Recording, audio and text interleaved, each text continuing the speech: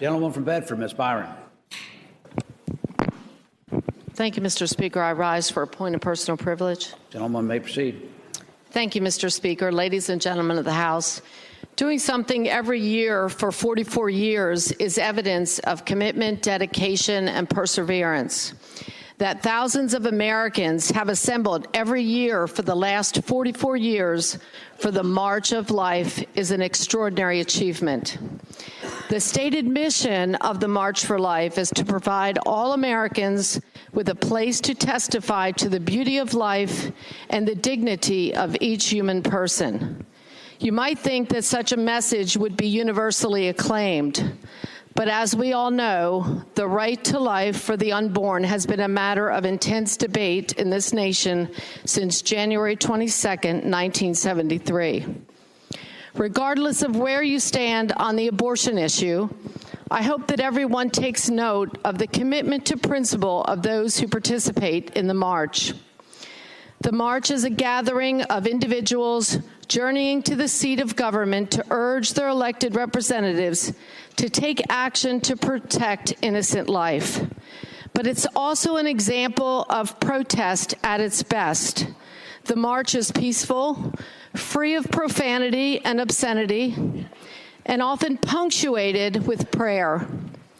That is how demonstrations are supposed to be conducted, with respect for our system and for the solemn constitutional right of all Americans to seek redress.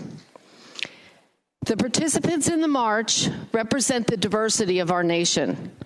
Different ethnical, racial, religious, and regional groups are represented. People journey from every state.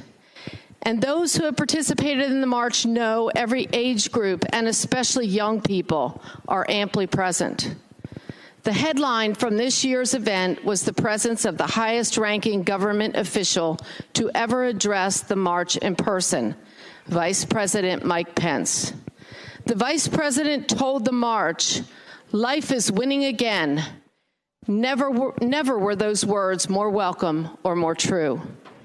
It isn't just the change in Washington with pro-life majorities in Congress and a pro-life administration.